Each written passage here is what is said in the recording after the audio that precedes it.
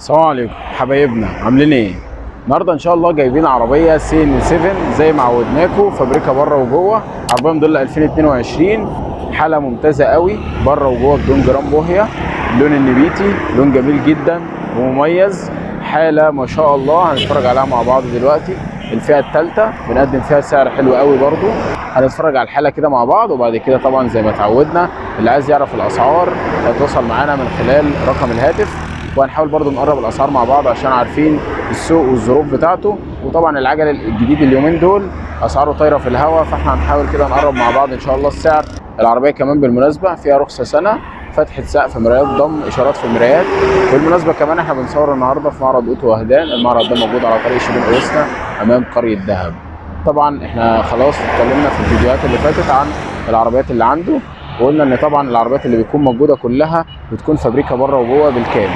تعال نبص كده على الحاله اللي معانا والحلويات اللي معانا دي، بنشوف ونقيم مع بعض كده.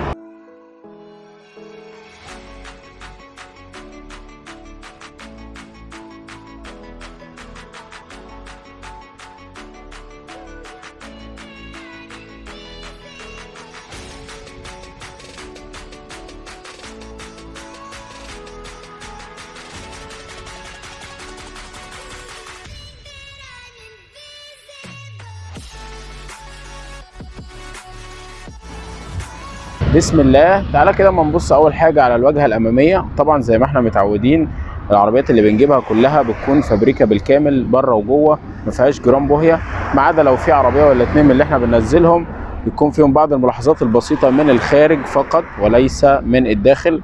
الحمد لله بنجيب كل العربيات اللي بتكون فابريكا، وبحيث برضو ان انت ان شاء الله لما تيجي تجدد تعرف تبيع وتشتري.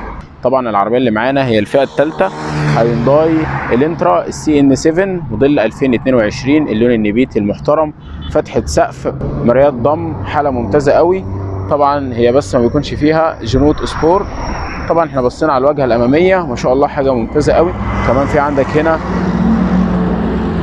ال اي دي اللي موجود، لمبات الليد اللي موجوده في الفانوس الامامي، ما شاء الله حاجه ممتازه قوي.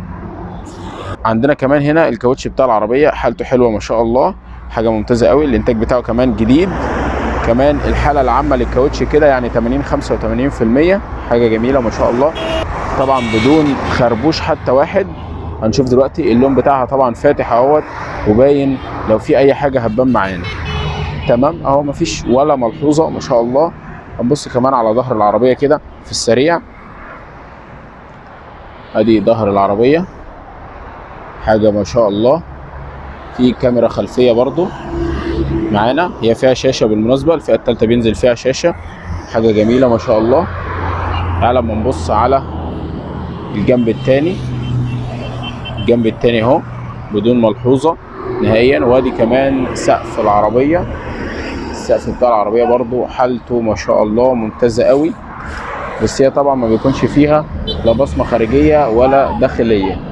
احنا عارفين طبعا ان الفئه الثالثه ما بيكونش فيها بصمه، لكن بيكون فيها طبعا المرايات الضم زي ما احنا شايفين، وفتحه السقف اهي.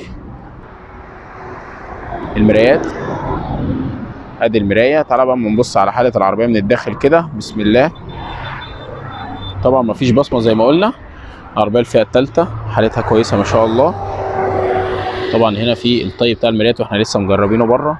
تعالى اما ندخل كده في العربيه على طول. طبعا فرش قماش، بس برضو الكرسي محترم، مش محتاج ان انا اتكلم رغم ان العربيه موديل 2022، يعني المفروض ان احنا نوضح الاختلافات، لكن هي ما فيش اختلاف بينها وبين ال 21. نفس الكلام برضو، نفس الشكل والديزاين وكل حاجه ما شاء الله. تعالى اما نبص كده. هنا في تراكشن كنترول، ده الاوبشن. هنا طبعا عندنا العدادات العاديه الانالوج، في شاشه صغيره كده. العربيه ماشيه 23,000 كيلو، حاجه ممتازه برضو. يعني يعتبر لسه العربيه في الضمان من حيث الموديل ومن حيث برضو الكيلوات بتاعه العربيه. تمام. عندنا هنا في شاشه، حتى الشاشه لسه ما شاء الله باللزق بتاع بلادها، حاجه محترمه ما شاء الله. عندنا تكييف هنا بكر عادي، تكييف تقليدي. تمام. عندنا في المدخل ال 12 فولت. خلاص بقى الحاجات دي مش محتاجين ان احنا نتكلم عليها.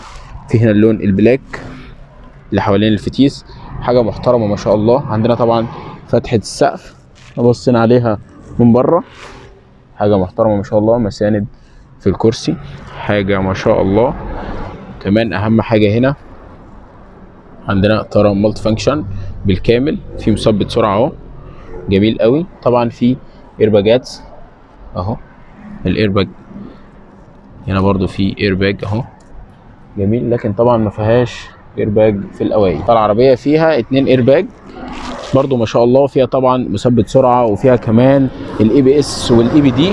تعالى ما نبص كده على الصالون الخلفي. طبعا زي ما احنا شايفين ما شاء الله حاله ممتازه جدا زي ما احنا معودينكم، حاله محترمه ما شاء الله. تعالى ما نبص برضو هنا عندنا في مساند خلفيه، مساند للراس لكن ما بيكونش فيه مسند وسطي، وفي كمان عندنا فتحات للمكيف الخلفي. حاله محترمه قوي يعني ما شاء الله ما شاء الله، الله اكبر. عربيه مش محتاجه ان انت تتكلم غير ان انت تيجي تاخد مفتاحك الجميل وتفتح العربيه وتركب تجرب تدفع اهم حاجه وتاخدها وتمشي. نفتح كده الكونتاك ونبص على العداد. عندنا طبعا شكل العداد تقليدي بس برضو شكله سبور وجميل قوي. ادي الشاشه، حتى الشاشه لسه ما اتعرفتش اهو. عندنا الشاشه اهي كل القوايم، طبعا فيها هنا اندرويد اوتو وابل كار بلاي، فدي حاجه برضو ممتازه جدا ما شاء الله. بس كده احنا اتكلمنا اعتقد عن كل حاجه في العربيه، ما فاضلش اي حاجه زي ما اتفقنا غير ان انت تيجي تدفع وتركب وتاخد العربيه وتتوكل على الله وربنا يديك خيرها ويكفيك شرها. ويا ريت برضو ما تنساش تعمل لنا لايك للفيديو وتشترك في القناه وتفعل زر الجرس عشان يوصلك كل جديد. كان معكم اخوكم محمد عثمان، والسلام عليكم ورحمه الله وبركاته.